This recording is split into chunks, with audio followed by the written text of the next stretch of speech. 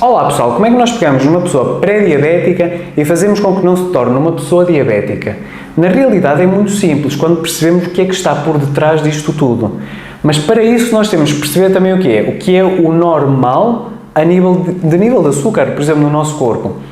Quando nós pensamos numa pessoa diabética, pensamos numa pessoa que tem um nível de açúcar alto e vê-se através de análises. Mas uma pessoa pré-diabética não tem um nível de açúcar alto. Como é que nós conseguimos perceber se alguém é pré-diabético? Existem análises específicas, mas por vezes até com sintomas nós conseguimos logo perceber se a pessoa é ou não pré-diabética. E muitas vezes o que é que acontece? Porque o nível de açúcar não está alto na pré-diabetes, a pessoa nem sequer associa que há qualquer coisa que se passa.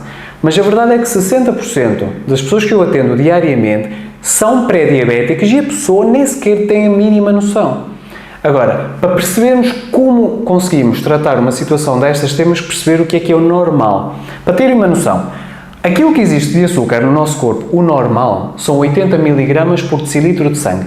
Ou seja, 80 mg, que na realidade corresponde a quê? A uma colher de chá pequena. A média que as pessoas consomem diariamente, atenção, eu já fiz cálculos disto, são 30 colheres de chá de açúcar por dia, seja açúcar, hidratos de carbono, açúcares escondidos em refrigerantes ou em determinados alimentos.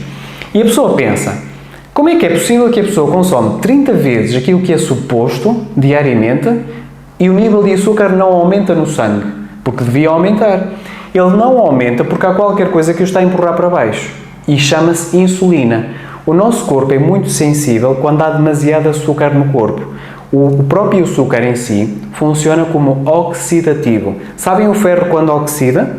O açúcar tem a capacidade de oxidar partes do nosso corpo e é quase como se envelhecesse partes do nosso corpo e acompanhasse um bocadinho de inflamação. O problema é que quando a pessoa consome hidratos de carbono ou açúcar, a insulina vai aumentando. Mas se nós fizermos isto constantemente, ela mantém-se alta durante muito tempo. E atrás da insulina está o quê? Quando ela se mantém muito alta, está a inflamação, por exemplo, o fígado gordo, a tensão alta, o risco cardiovascular, faz, por exemplo, com que as pessoas não consigam perder peso. Também há situações de Alzheimer, que já se fala muitas vezes que a insulina está alta. Portanto, quando ela se mantém alta durante muito tempo, o que é que acontece? Como o nível de açúcar e os hidratos de carbono mantém-se exatamente da mesma forma e não pode entrar dentro da célula porque o nosso corpo não permite, o açúcar, a partir de um certo ponto, torna-se tóxico para as nossas células. E o nosso corpo, então, o que é que desenvolve? Um mecanismo de sobrevivência que chama-se resistência à insulina. Para terem uma percepção, suponhamos que vocês têm uma chave que abre um cadeado. E essa chave é a insulina. E o cadeado é a célula. O objetivo qual é que é? É abrir o cadeado para entrar qualquer coisa lá dentro. E isso que entra lá dentro, supostamente, é o açúcar. O que acontece é que, como o nosso corpo não quer deixar aquele açúcar entrar, muda a fechadura do cadeado e a insulina já não funciona. E o que é que acontece? A insulina não funciona e o nosso corpo percebe que está com menos açúcar dentro da célula e vai enviar um sinal ao pâncreas a dizer assim, produz mais insulina.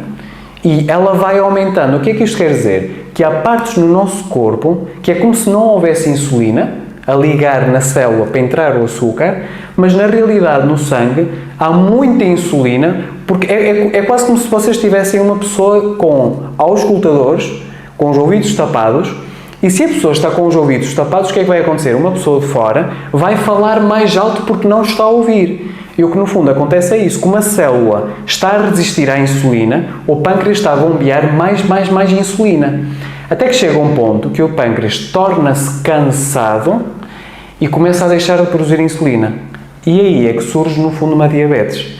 A pré-diabetes é quando a pessoa tem insulina alta. E testar a insulina é uma coisa que normalmente as pessoas não fazem. Um teste à resistência à insulina é muito importante para perceber que se a pessoa tem insulina alta, o que é que vai acontecer? Isso aguenta durante 10, 15 anos, após esse período a pessoa vai terminar por desenvolver uma diabetes. Portanto, se nós conseguirmos perceber bem este mecanismo por trás, conseguimos perceber como tratar esta situação. O que é considerado diabetes? Acima de 126 mg no sangue, ou se a pessoa tem uma hemoglobina glicada acima de 6,5%.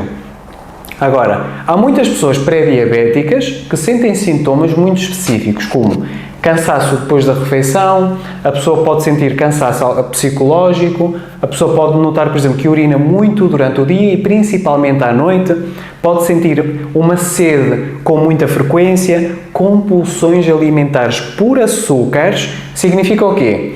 Que a pessoa está a consumir qualquer coisa de açúcar, ele sobe, a insulina baixa o nível de açúcar e no momento da baixa de açúcar, a pessoa sente uma compulsão e quer comer qualquer coisa doce. Só isso por aí já dá para perceber que aquela pessoa tendencialmente pode ter a insulina alta.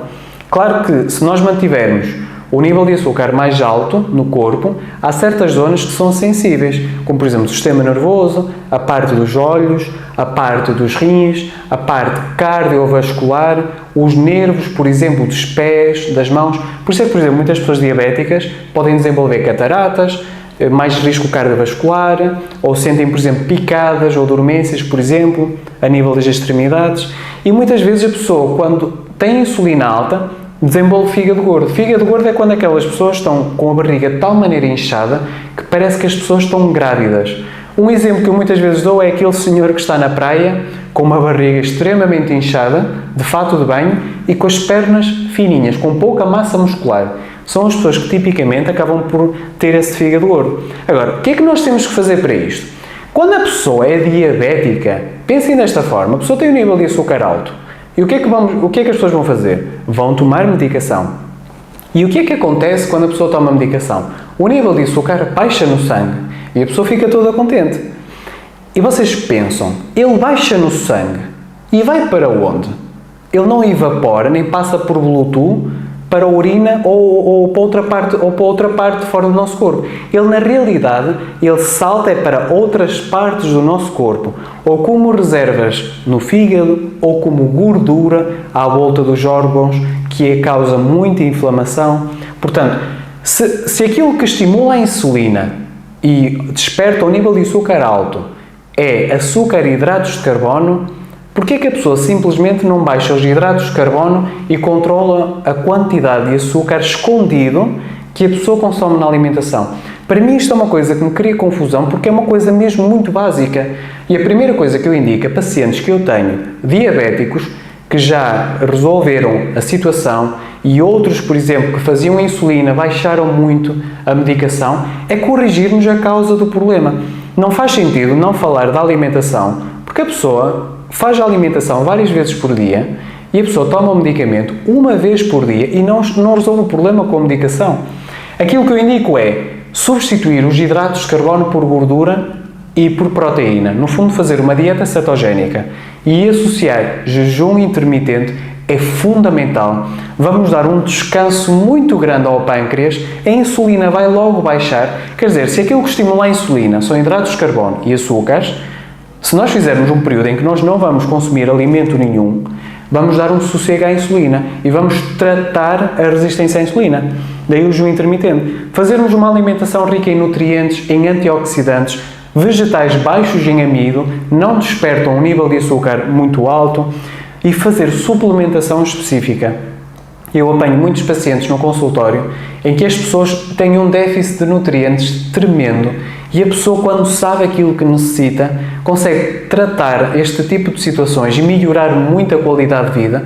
E tem que ser uma coisa individualizada, não existe um chapa assim com um padrão, um protocolo para toda a gente. Cada pessoa é uma pessoa e tem que perceber quais são os pontos fracos e aquilo que tem que tratar e fazer o exercício físico, sem dúvida. O exercício físico ajuda muito a melhorar a inflamação no nosso corpo, a baixar o stress no nosso corpo. O stress mexe muito com a diabetes e com a pré-diabetes. Portanto, conseguem perceber que para impedir que uma pessoa pré-diabética se torne uma pessoa diabética, a pessoa tem que saber se é pré-diabética, tem que fazer esses testes à insulina, perceber se tem resistência à insulina e fazer o tratamento específico para a pessoa conseguir tirar, no fundo, a pré-diabetes, porque senão, passado 10, 15 anos, a pessoa vai acabar por se tornar diabética. Mas mesmo o diabético consegue encontrar soluções para melhorar muito a qualidade de vida. Espero que tenham gostado deste vídeo.